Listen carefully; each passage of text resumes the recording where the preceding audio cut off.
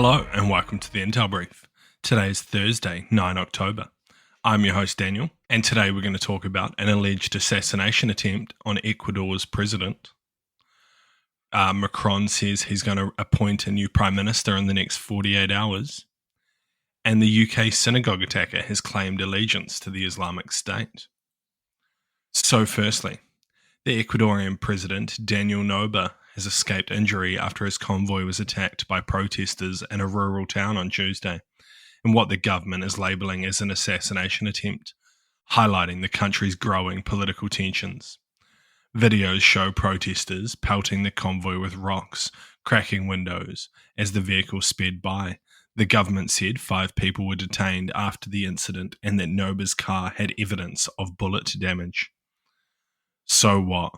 While this does highlight the growing political tensions within Ecuador, I also think this is possibly a bit of an overreaction by the Ecuadorian government claiming that this was an assassination attempt. While they say there was evidence of bullet damage, the footage kind of shows what could be rocks, to be fair. None of it looks consistent with clear high-powered bullets, and also they didn't hear any gunshots or witness anyone shooting. So I don't know. I think there's a bit of an overreaction by the Ecuadorian government and possibly a way to crack down on protesters against the government by saying that there was an assassination attempt, so they're raising security levels. But in reality, protesters were just pissed off and threw rocks at his car, which, not ideal and not what you want in a country, but that isn't the same as an assassination attempt like you saw in Trump, right? They're two different things. These are just angry people throwing stones.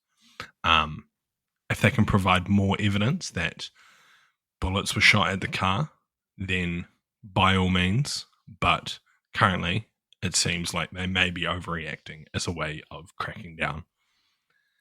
And next, Emmanuel Macron said he will appoint a new prime minister in the next 48 hours, adding that the majority of lawmakers were against holding snap parliamentary elections amid France's worst political crisis in decades.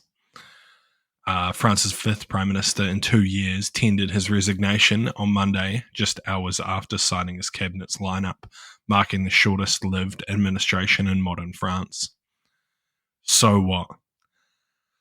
I don't know who these lawmakers are that Macron's talking about here, but the majority of people outside of his party want a new election, and they don't have any intention of working with anyone that Macron appoints. So it's highly unlikely that this new prime minister is going to work.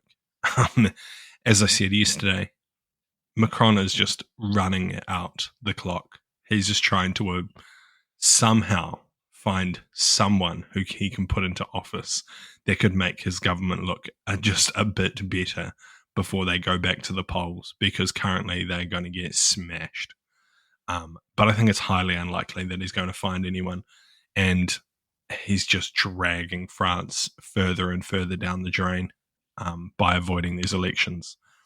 In reality, after, such historically bad leadership, you should have an election. This is just how the democratic country should work. But he knows he'll lose, so he's trying to play the political game and avoid the next election.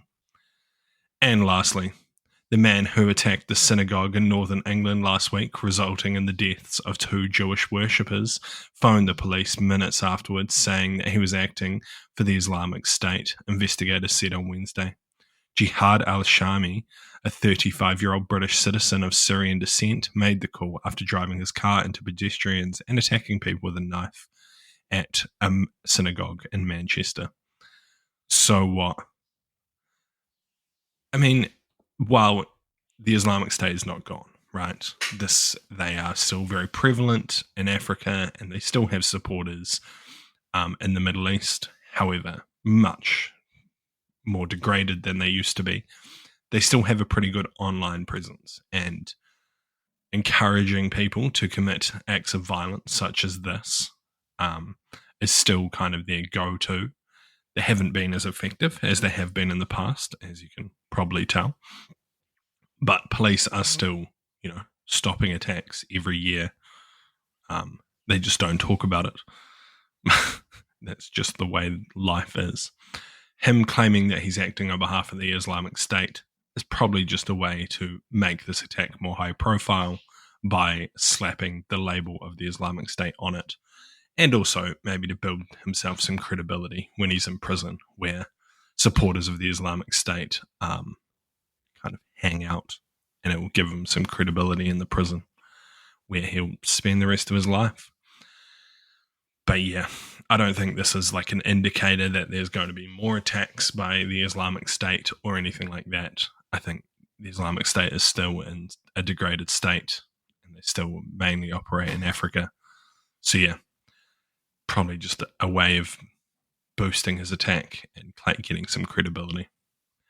Still shitty. Hopefully he gets what he deserves in prison, but it seems unlikely. Anyway, thank you very much for listening to the Intel Brief. I'll see you again tomorrow. See you.